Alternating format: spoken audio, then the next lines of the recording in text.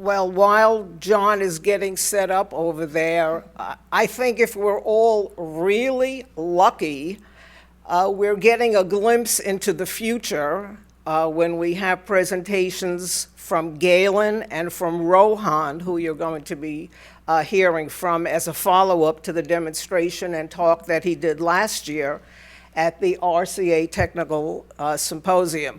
Firstly, I would like to thank all the sponsors who have given donations to the youth activities of RCA. They're going to be getting more personally thanked by me tonight at the banquet.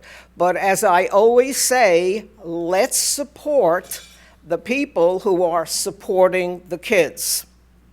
And these are the sponsors, and we're going to try to highlight them wherever we can. Okay.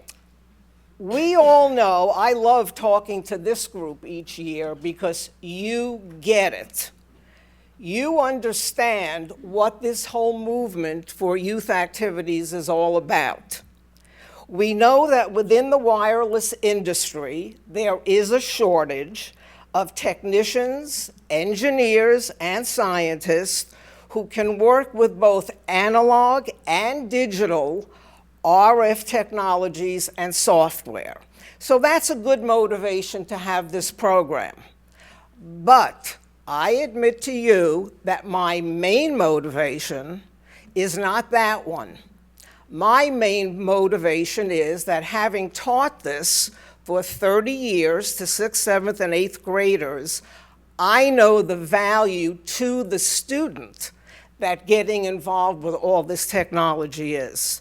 Some who would never have dreamed they would have an aptitude, an interest, or any kind of attraction to technology were never given a choice in my school. Everybody at one point in 6th, 7th, or 8th grade would come into the ham radio/technology program. And that's how you get them, when they're a captive audience and you do a good job in salesmanship. Okay, what I did was I prepared for your entertainment and so that I can quickly go through this with you. When I do presentations to group other than to you, where I know you already get it and understand what we're trying to accomplish, when I speak at teachers' forums or science conventions or different radio forums, I use this PowerPoint. And I'm just going to quickly go through it so that you can see not only what we've done in the last year or so, but it now has to, in fact, be updated because we have some unbelievably exciting new initiatives for 2016. But I wanted you to get to see what it is that I'm showing and presenting to different forums that I do speak at. Okay, and then again, why bother? We all know those who think that they're not interested or shun the idea of getting involved with technology need to be exposed to it. And of course, we have the statement that the US is behind other countries in student science and math test scores. What better way than to have the kids have a fun experience with it in the classroom? And this is what we already stated about the reason for justifying it. And the IEEE Communication Society, in fact, has been in touch with me to see and to get ideas about how they can incorporate different curriculum now into schools. And because I've written the curriculum in New York City, I'm going to be working with them now to see if we can initiate getting some of their principles and basic teachings into the school systems. Okay, these are the goals, and for those of you who are not aware of it, you soon surely will be. The STEM program is one of the programs that we support through youth activities, and that's science, technology, engineering, and math. And I go into classrooms where STEM is being taught and introduce the radio aspect of it. And what a fun program that usually turns out to be. So I also speak at conventions where they're talking about the STEM program. Okay, and under John Detra, of course, we have the scholarship program, which is for those who are already in college-level schools. My demographic is high school and below. Okay, now here are some of the venues that we do support and participate in. Boy Scout troops, RCA youth activities supports them all across the country. We've sent them radios, ARRL manuals, small money grants. We've also got a picture here of the 3 museums that we support. If they need help in setting up things that are conducive to young people coming in. And there are 3 of them that we support. And there I am in one of the STEM classes talking to a group of junior high school kids. My favorite part. Through the years, we've made several space shuttle contacts while I was still teaching, for the 30 years that I did. And I've gotten to meet, lucky as I am, 12 of them actually in person who we've spoken with on the radio from the classroom. The one on the, have I got this on? Over here is Mike Fink, who was the astronaut who appeared at the Dayton Youth Forum for me in May. And my 8 young presenters and 8 more young licensed hams that we picked at random from the audience and myself all got to have a 90-minute lunch session with him. And the letters and the league sponsored him being there. The ARRL sponsored his appearance at Dayton. And the letters from parents and teachers were that this was a life-altering experience. They're sitting down right next to an astronaut and speaking and asking questions. And of course, the kids who I knew that were my presenters were prepped ahead of time. Think of a really good, intelligent question. You're going to get the answer from somebody who's been up in space, has done spacewalks, and has done what such a small segment of the population ever has a chance to do. You get to sit with him and speak with him. And how else except through ham radio would this ever have happened? So the fun with the astronauts is great. And one of the things that I do is I get called into different schools and help them fill out applications for what we call ARIS contacts, amateur radio talking to the International Space Station. And what fun that is. That's not only the kids, but the teacher loves that too, me being the teacher. Okay, now, from the technical symposiums, which we began doing as a youth initiative in 2011, on the top left you see Austin Schaller, who was the first one that we had, who is an example of the ripple effect. At age 14, he spoke at the Dayton Youth Forum, and sitting in the audience was Bruce Blaine, who happens to be the best friend of Dr. Chip Cohn, a fellow RCA director, and the originator of the fractal antenna technology.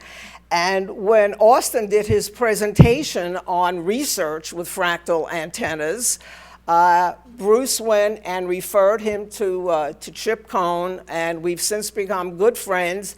And he provided tutelage for Austin, who is now in college, studying to be an electrical engineer.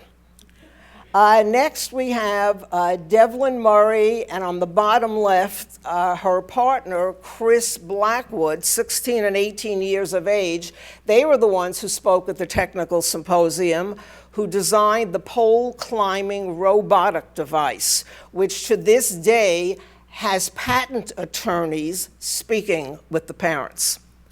So that was a phenomenal demonstration that they did. And on the top right is Erin King, the young lady who sent her acceptance letter from MIT in a silver tube on a GPS radio control device to the edge of space, and then tracked it and picked it up 75 miles away from where it was launched. She was one of our young presenters. And on the bottom right is Bob Heil, who many of you probably know from Heil Sound, who was congratulating young Rohan at the RCA banquet last year. That's who we've had so far. And next year, Galen will be up there as well. At the Dayton Hamvention Youth Forum, we get an average of 200 people who attend this forum now. It's 3 hours long, and without the help of people like Stan and Charles, who are sitting here, it would never come across as easy as it looks, because it's about a year's worth of preparation to get that forum to look easy. I would like to point out to you, look at the age of some of them. I get them presenting as young as 7 years old sometimes. And of course, David's daughter presented at Pacificon for me. She was 6 years old. So there is no age. It's whenever the individual is ready to get up there and be able to speak in front of a group, which is a fabulous skill for them to have as well. There are a lot of side benefits for them being RCA Young Achievers. Now, if you look at the bottom two pictures, this is a clue to a new initiative I'm going to be telling you about tonight at the banquet. We now actually have an international outreach program in place for the next year. That young man, and in the picture second from in this picture, that's the escort that came with young Tom, 38-hour trip from India to appear as a speaker at the Youth Forum. And it was so successful that they've remained in touch, and he was so well received at the Youth Forum and in America that I've been invited now to go to India and actually go to visit some of the schools and watch him in action. He does emergency communications in India. So there'll be more you'll be hearing about that outreach, but these are from different years. And also in this one, we have a youth booth at Dayton right next to the RCA booth, where after each child has given their presentation, they go to that booth adjacent to the RCA booth, and a lot of them have demonstrated something as their presentation so they can meet and greet with people from the audience who would like to see what exactly up close they had done in their presentation. Okay, now here at the Youth Forum, the young man on the let me back that up.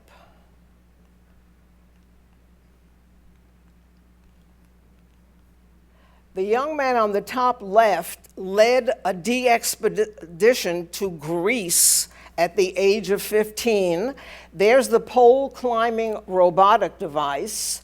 And there were the kids who presented that year. But if you look at the bottom left, the entire forum is videoed beside Ray and Icom doing the live streaming. It's all videotaped by young people. That is from a school in Lowell, Michigan, where the ham teacher there brings his squad with him. They're all ham presenters as well, but it's all done by these kids. And then we put them into DVDs, and they are offered for free.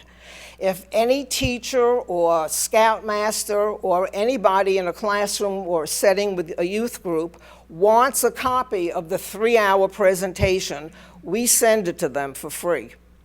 And that way more people get access to see, and hopefully using it as a role model motivation. On the left is the RCA Young Achiever patch. Thanks to Ray at Icom, that patch goes on a book bag, a personalized book bag, every year to each Dayton youth presenter, along with an Icom jacket that's personalized, and a radio.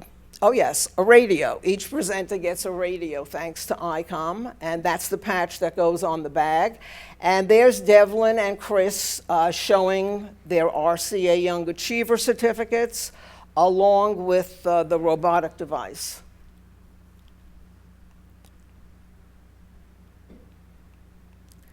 Okay, now again, part of the international outreach was 2 summers ago. I went to Friedrichshafen, Germany, and I share with you the reason I got invited was they are having a crisis of not enough young hams coming into amateur radio.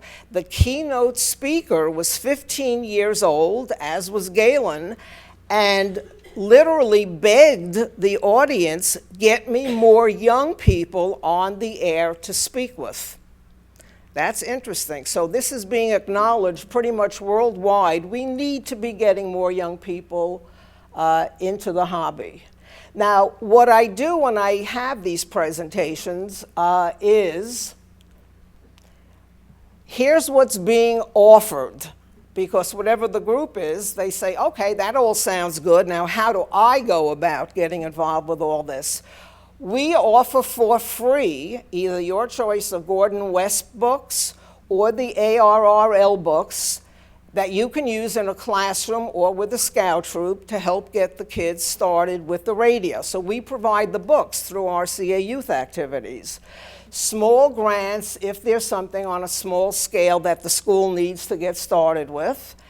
And we give help, mostly through networking. If a school contacts me and said they must have a tri-bander antenna, what I do is I go through my networking, first of all, to see if somebody that I know can donate one. I usually don't have to go beyond that. Somebody will come up with one. And last year, the school that got one in Ohio from us entered the school roundup contest and won with the antenna we had provided a week earlier. So all good stuff. Also, I make myself available. Anybody can contact me. First of all, I deputize everybody in the room. Get me talented young people. You run across somebody, and again, they do not have to be a licensed ham radio operator. Just anybody 18 or younger who you think, you know what the caliber is that I'm looking for, contact me. Or if you need an administrator in a school to know what is the value of putting a radio program in a school, don't reinvent the wheel. Contact me. I will send you all the documentation you need geared to convince an administrator, A, why it will not cost them money, B, who will be teaching it, will even solve that problem for them by my getting in touch with local ham radio clubs. What I've tried to do is eliminate any excuse for not getting this into a school. And we're doing pretty well with that. Okay, again, if you know anybody, now in a separate category by itself is Dayton. The young person not only has to be knowledgeable in a specific technical area, but has to have the ability to get up in front of a group and speak, and to speak well. And that's what we're looking for, as well as for the technical symposium here. But there's a lot of venues now that we get invited to that I can plug these kids into. And what a fabulous experience is that for all of them. So that's where you can reach me. Again, consider me a resource. And always my pleasure to highlight and showcase young people. Thank you.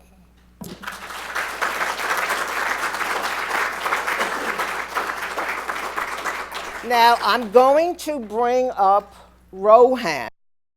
Rohan, if you didn't have the privilege of seeing him at last year's technical symposium, wowed the audience. And so we brought him back by popular demand.